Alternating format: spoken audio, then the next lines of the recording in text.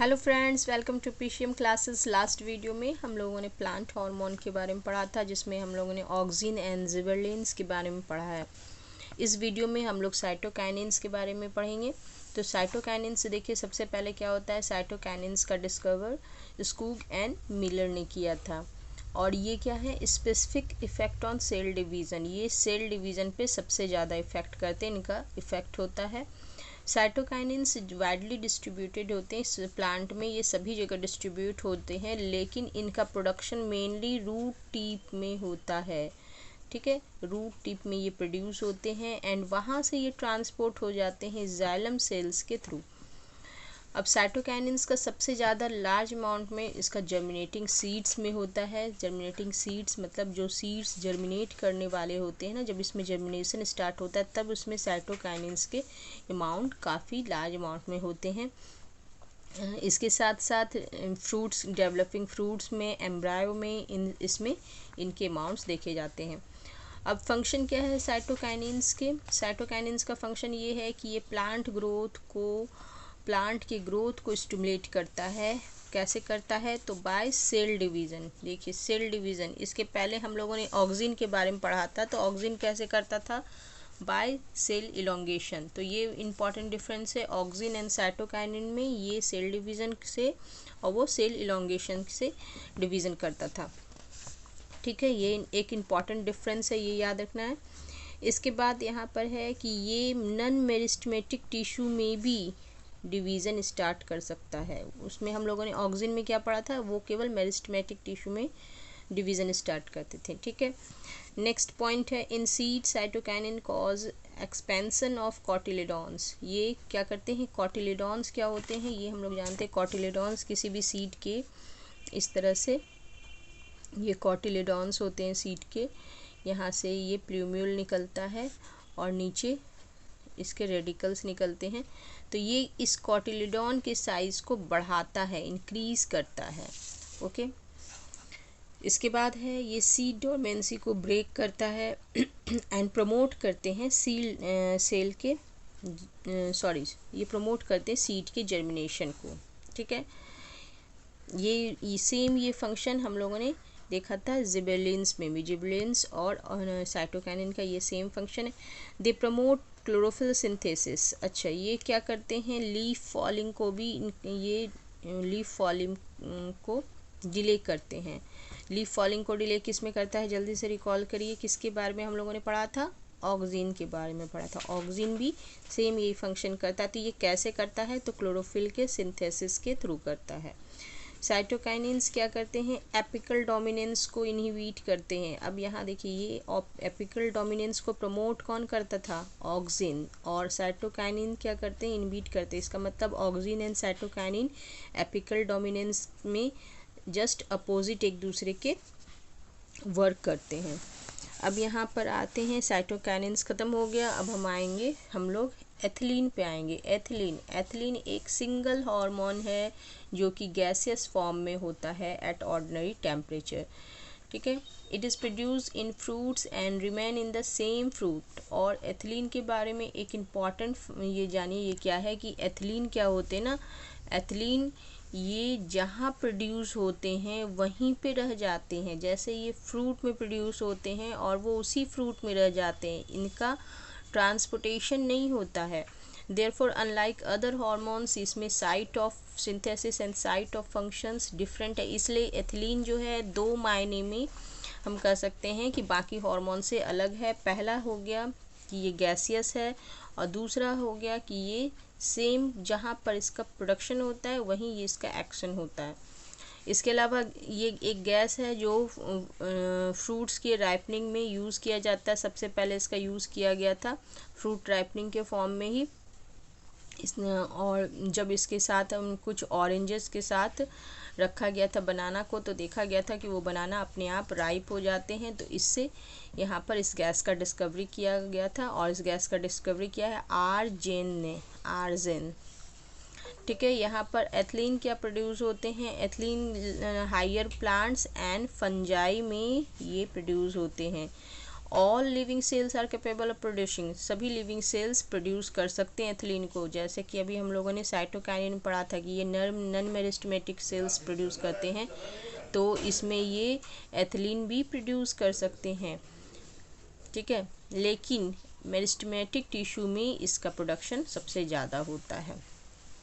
Okay, अब function of ethylene में देखते हैं एथिलीन का क्या फंक्शन है। एथिलीन दो प्रोसेस करता है प्लांट में। पहला है ये ये स्टेम के इलॉन्गेशन को रिड्यूस करता है, स्टेम इलॉन्गेशन को रिड्यूस करता है एंड ये एक्सेलरेट करता है ये एजनिंग को एक्सेलरेट करता है। दैट मीन्स कि ये सेल इलॉन्गेशन को रिड्यूस करने का मतलब ये ड्वार्फ प्लांट को ड्वार्फ बनाता है एंड उसके एजनिंग को ये इंड्यूस करता है।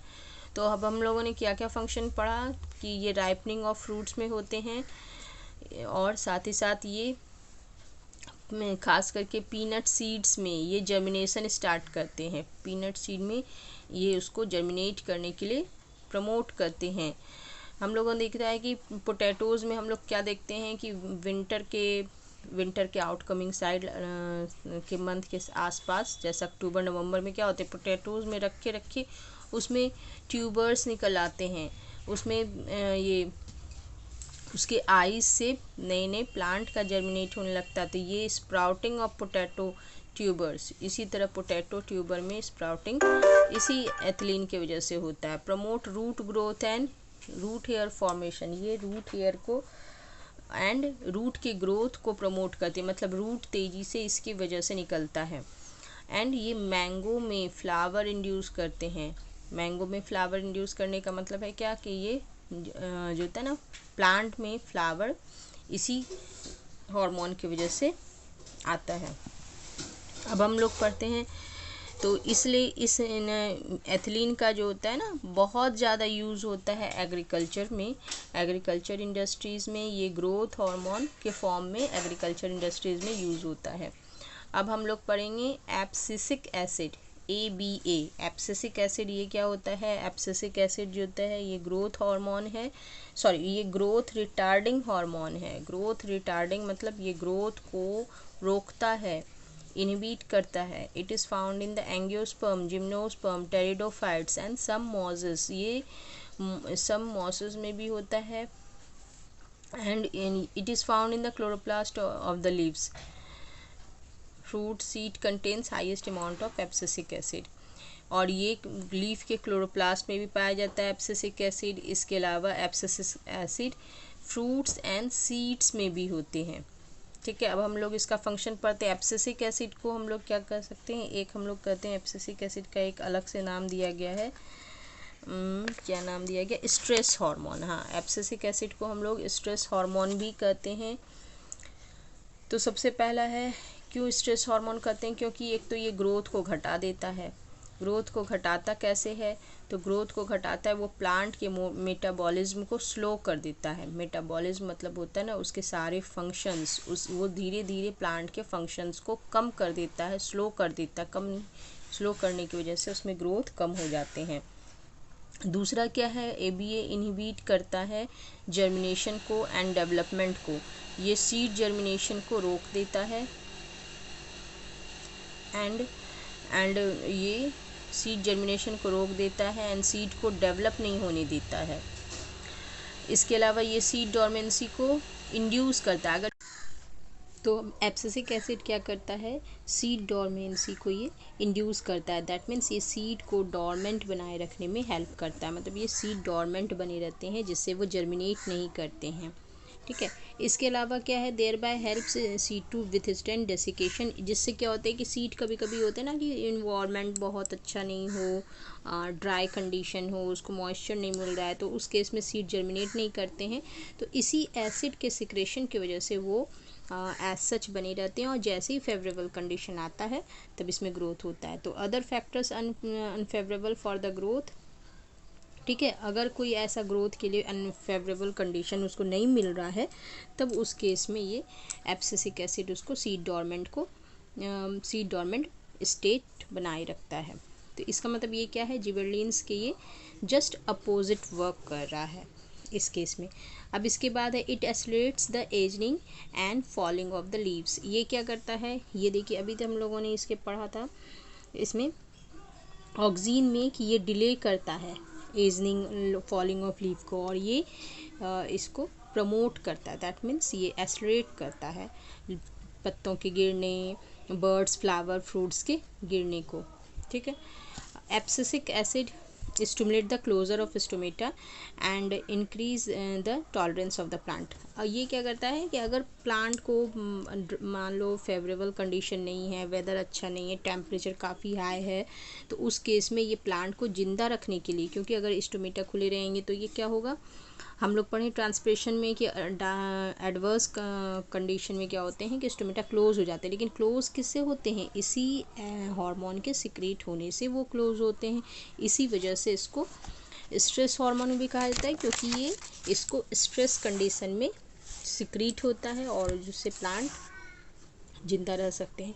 अब हम लोग पढ़ेंगे tropic movement in plants. Tropic movement in plants क्या होते हैं, देखिए हम लोगों ने देखा है कि जब भी कोई सीड जर्मिनेट होते हैं तो वो क्या होता है, जर्मिनेट होते हैं तो उसमें एक पार्ट उसका सूट बनता है। ठीक है, सीड का एक पार्ट सूट बनता है और एक पार्ट बनता है उसका रूट। ठीक है, और सूट हमेशा अपवर्ड डायरेक्शन में जाता है, रूट हमेशा नीचे डाउनवर्ड डायरेक्शन में ग्रो करता है। तो ऐसा तो ज़रूरी भी है, क्योंकि कभी भी सूट को जो होता है ना, जो भी पार्ट सूट बन रहे हैं उसको फोटोसिंथेसिस करना है, तो इसलिए उसको ऊपर ही जाना चाहिए। जो रूट है उनको वाटर एब्जॉर्ब करना है, वाटर मिनरल्स एब्जॉर्ब करना है वाटर के साथ साथ, तो उसको नीचे ही जाना चाहिए। तो इस तरह के मूवमेंट ये जो शो कर रहे हैं ना, ये क्यों शो करते हैं इस तरह के मूवमेंट, ये ऊपर ही जाते हैं, ये डाउनवर्ड ही जाते हैं, तो इस तरह के मूवमेंट वो किसी रिस्पॉन्स की वजह से करते हैं। तो ये जो एक्सटर्नल ये रिस्पॉन्स किसकी वजह से होता है, तो एक्सटर्नल स्टिमुली की वजह से होता है। ठीक है, एक्सटर्नल स्टिमुली की वजह से होता है। ये एक्सटर्नल स्टिमुली कुछ भी हो सकते हैं, जैसे सनलाइट, दूसरा ये एक्सटर्नल स्टिमुली हो सकता है वाटर का प्रेजेंस, ग्रेविटी, कोई केमिकल, कुछ भी हो सकता है, कोई केमिकल, ये सब एक्सटर्नल स्टिमुली के काम करते हैं। और जब इस एक्सटर्नल स्टिमुली के वजह से ये जो रिस्पॉन्स देते हैं ये प्लांट, वो कहलाता है ट्रॉपिज्म। उसी को हम लोग कहते हैं ट्रॉपिज्म। तो ट्रॉपिज्म क्या होता है, अगर हम लोग ट्रॉपिज्म को समझना चाहें तो ट्रॉपिज्म होता है tropism is the unidirectional external stimuli in a plant. Tropism is the response to the unidirectional external stimuli in a plant part. ठीक है, इसी को कहेंगे हम लोग प्लांट पार्ट के मूवमेंट को, जब एक डायरेक्शन में स्टिमुली होता है तब। अब इसमें देखिए ट्रॉपिज्म कितने टाइप के होते हैं, तो फोटोट्रॉपिज्म जैसे बताया अभी सनलाइट की वजह से होता है, जो उसको हम लोग फोटोट्रॉपिज्म कहते हैं। अब हम लोग जानते हैं कि अगर कोई प्लांट को सनलाइट के सामने है, तो कोई प्लांट है तो वो तो पूरी तरह से उसका ग्रोथ होगा, सारा ग्रो होगा, सारे प्लांट का ग्रोथ होगा।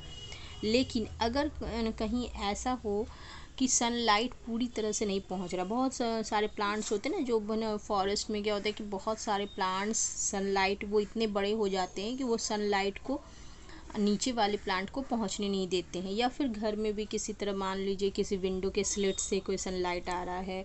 ठीक है, तो इस केसेस में देखिए, इस केसेस में यहाँ दिया है जैसे ये एक्सपेरिमेंट कि विंडो के स्लिट से मान लीजिए पूरे घर में इसको सनलाइट नहीं मिल रहा है, लेकिन यहाँ विंडो से एक स्लिट से जो सनलाइट आ रहा है उससे ये उसको सनलाइट लेने के लिए, तो हम लोग देखते हैं क्या है कि ये धीरे धीरे प्लांट सनलाइट के डायरेक्शन में बेंड हो जाता है।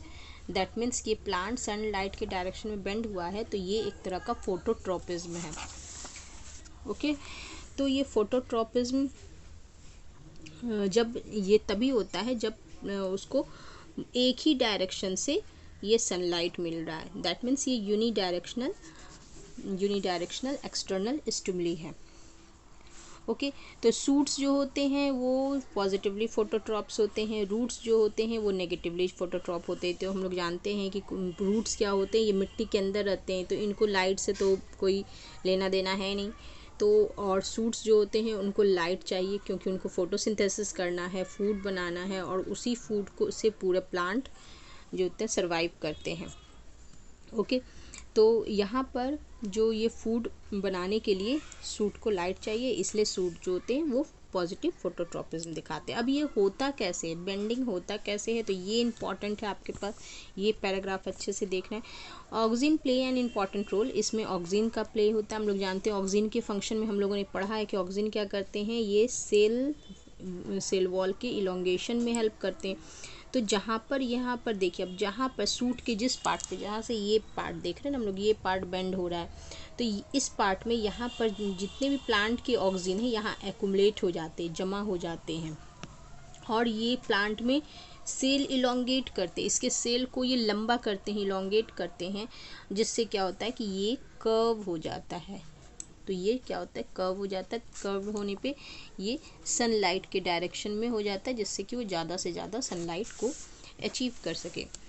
ओके, अब पढ़ते हैं हम लोग जियोट्रॉपिज्म। जियोट्रॉपिज्म होता है ये इसमें अर्थ की ग्रेविटी की वजह से जो ट्रॉपिज्म होता है, growing towards the earth gravity.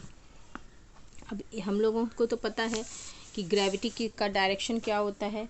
Gravity का डायरेक्शन, किसी भी पॉट में प्लांट है तो ये इस तरह से ये प्लांट है, तो इसके रूट्स क्या होते हैं, नीचे रहते हैं, और ग्रेविटी का डायरेक्शन भी क्या होता है, नीचे होता है। दैट मीन्स इसमें हम लोग कह सकते हैं कि रूट्स क्या होते हैं, पॉजिटिव जियोट्रॉपिज्म होते हैं, जियोट्रॉपिक होते हैं, और सूट प्लांट के सूट जो होते हैं वो नेगेटिव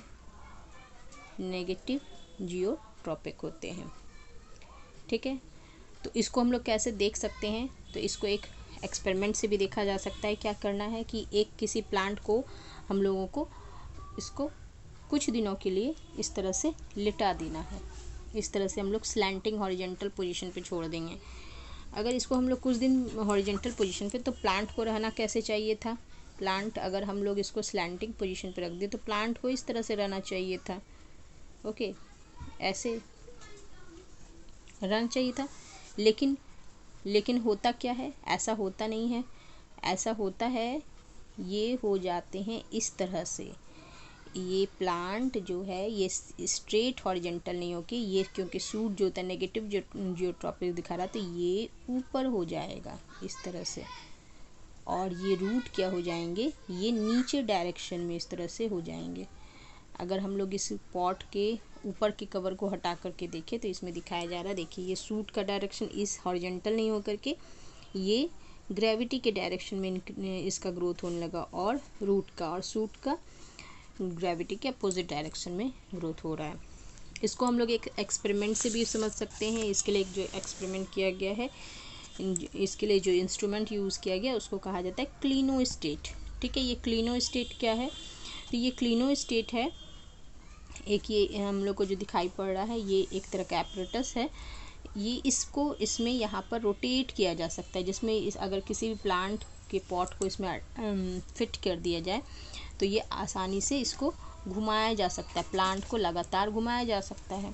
तो दो ऐसा क्लिनोस्टेट लिया जाता है जिसमें कि दोनों में सेम प्लांट के पॉट को डाल दिया जाता है।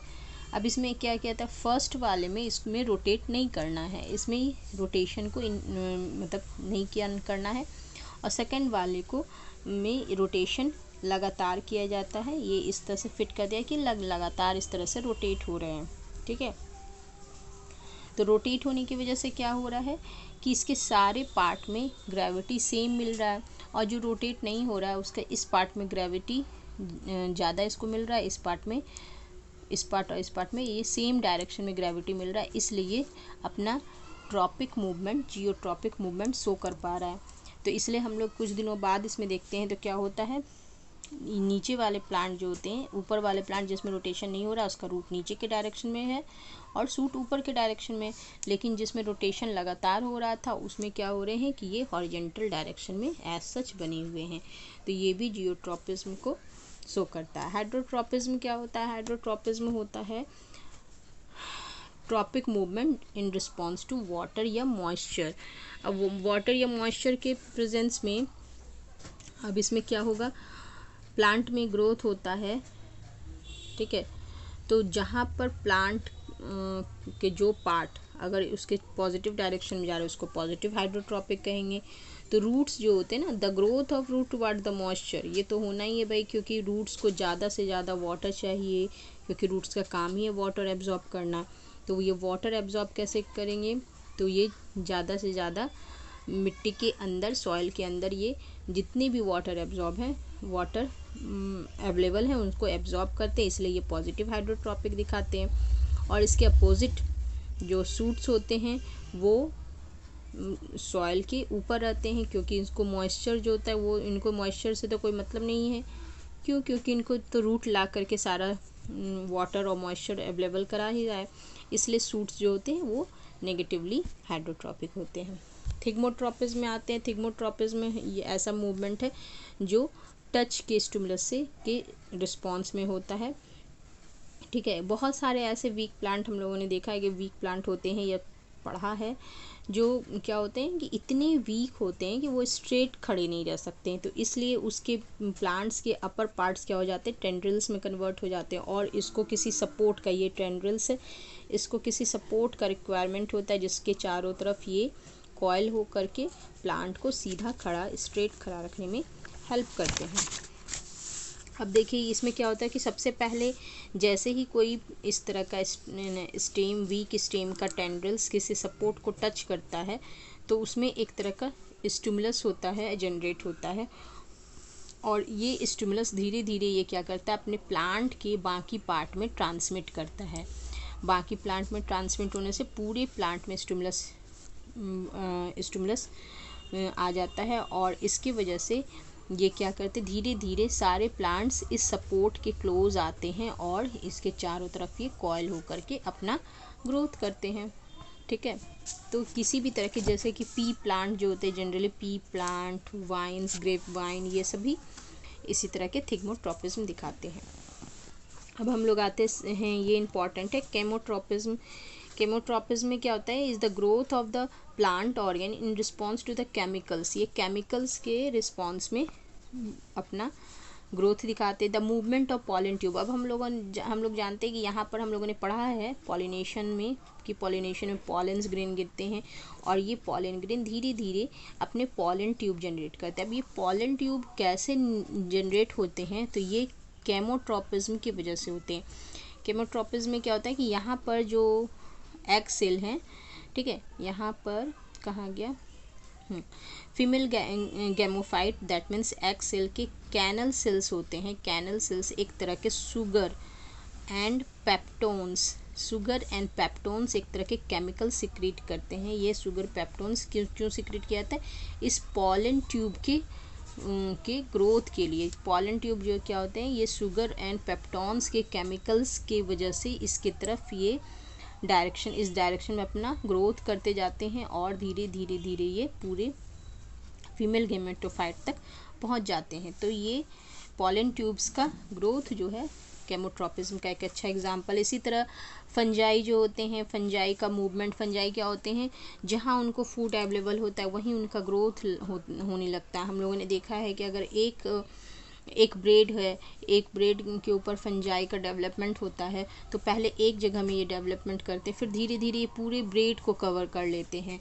तो यहाँ पर ये क्या है, अपने फूड के वजह से ये ग्रो कर रहे हैं, तो ये भी एक केमोट्रॉपिज्म का एग्जांपल है। इसके अलावा एक ड्रॉसेरा का टेंटिकल्स भी दिया हुआ है कि वो अपने टेंटिकल्स को फूड सोर्स ऑफ न्यूट्रिशन के तरफ ये अपना ग्रो करते हैं, तो ये भी केमोट्रॉपिज्म का एग्जांपल है। लास्ट है हेलियोट्रॉपिज्म। हेलियोट्रॉपिज्म एक ऐसा फिनोमेना है जो सनफ्लावर दिखाती है। ये बहुत ही इंटरेस्टिंग है। ये सनफ्लावर, इसका नाम इसके कैरेक्टरिस्टिक की वजह से रखा है सनफ्लावर। इसको सन से कुछ ज़्यादा ही अट्रैक्शन है।